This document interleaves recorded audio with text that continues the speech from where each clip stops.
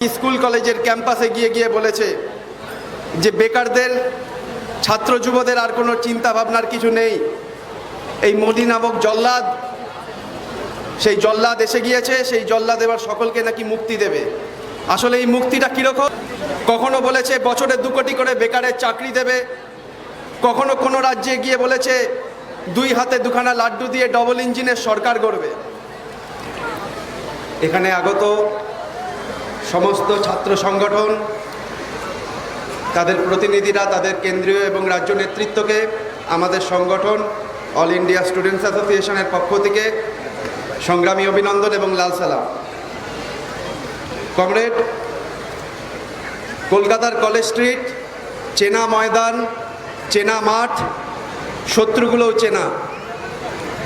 সেই চেনা শত্রুগুলো বারবার নিজেদের মুখোশ, নিজেদের জার্সির রং চেঞ্জ করে আমাদের শিক্ষাক্ষেত্রে, আমাদের দেশের সার্বভৌমত্ব থেকে, আমাদের স্বাধীনতাকে, নারীর নির্ভয় নিঃশর্ত স্বাধীনতার উপরে, ছাত্র যুবর রোজগারের স্বাধীনতার উপরে, রোজগারের অধিকারের উপরে আক্রমণ হানছে। আজ যে সময় আমরা এই ছাত্র যুবদের জমায়েত কলেজ স্ট্রিট ভরে গিয়েছে, সেই সময়টা অত্যন্ত গুরুত্বপূর্ণ। কিছুদিনের মধ্যেই আমাদের দেশের সাধারণ নির্বাচন তা অনুষ্ঠিত হতে চলেছে। যে সরকার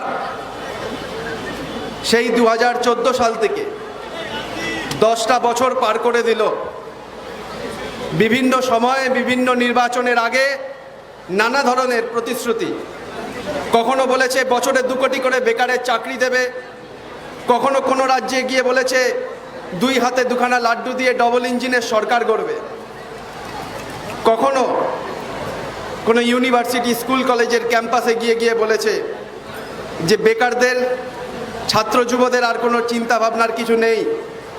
এই মোদি নামক জল্লাদ, সেই জল্লাদ এসে গিয়েছে, সেই জল্লাদ এবার সকলকে নাকি মুক্তি দেবে। আসলে এই মুক্তিটা কীরকম আমরা দেখতে পেয়েছি। এই বিগত 10 বছরে নরেন্দ্র মোদীর বিজেপি সরকার দেশের ছাত্র যুবদের চাকরির একটা করে সম্ভাবনাকে বুলডোজার দিয়ে ভেঙেছে। একের পর এক রাষ্ট্রায়ত্ত সংস্থাগুলোকে এরা বিক্রি করে দিয়েছে।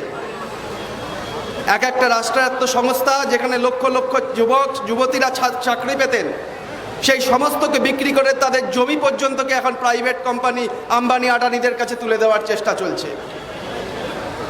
একটা বিমানবন্দর এয়ারপোর্ট অথরিটির হাত থেকে তুলে নিয়ে তার মেনটেনেন্স দিয়ে দেওয়া হচ্ছে আলাদা কোম্পানিকে। আমাদের বহু পরিচিত হাওড়া স্টেশন, শিয়ালদা স্টেশন, এই সমস্ত জাংশন স্টেশনগুলোকেও প্রাইভেটের কাছে, তাদের মেনটেনেন্সের কাছে দিয়ে দেওয়া হচ্ছে। এই ফলে সারা দেশব্যাপী যে জনরোষ তৈরি হয়েছে, সেই জনরোষ আজকে কিন্তু কেউ আটকাতে পারবে না। আপনারা জানেন, আমার পূর্ববর্তী বক্তা বলছিলেন যে জওহরলাল নেহেরু ইউনিভার্সিটিতে কিছুদিন আগে কিভাবে আক্রান্ত হয়েছে বিভিন্ন ছাত্র সংগঠন।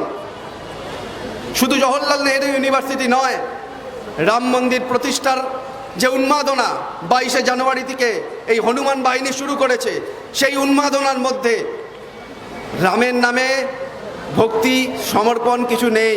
রামের নামে রয়েছে বিধর্মীদের ঘৃণা করার শেখানোর অভ্যাস, অন্য জাতি, অন্য বর্ণ, অন্য ধর্মে বিশ্বাসীদের ঘৃণা করার যে অপচেষ্টা, যে মগজ ধোলাই এই ফ্যাসিস্ট নরেন্দ্র মোদীর সরকার এবং RSS এর নাগপুরের হেডকোয়ার্টার ছাত্র যুবদের মাথার মধ্যে আনতে চলেছেন, সেইটাকে ছাত্র যুব আগামী নির্বাচনে, আগামী ভোটের বাক্সে এবং এই কলেজ স্ট্রিটের ময়দান থেকে শুরু করে সারা ভারতের প্রত্যেকটা অলিতে গলিতে ক্যাম্পাসে তার যোগ্য জবাব দেবে। ছাত্র যুবরা ধর্মে ধর্মে ভিত্তি করে বন্ধুত্ব আজ পর্যন্ত করেনি, করবে না। আমাদের ভারতের স্বাধীনতার সংগ্রাম আমরা দেখেছি, হিন্দু মুসলিম সহ সমস্ত ধর্মের মানুষেরা কাঁধে কাঁধ মিলিয়ে ব্যারিকেড তৈরি করেছিল ইংরেজ দালালদের বিরুদ্ধে।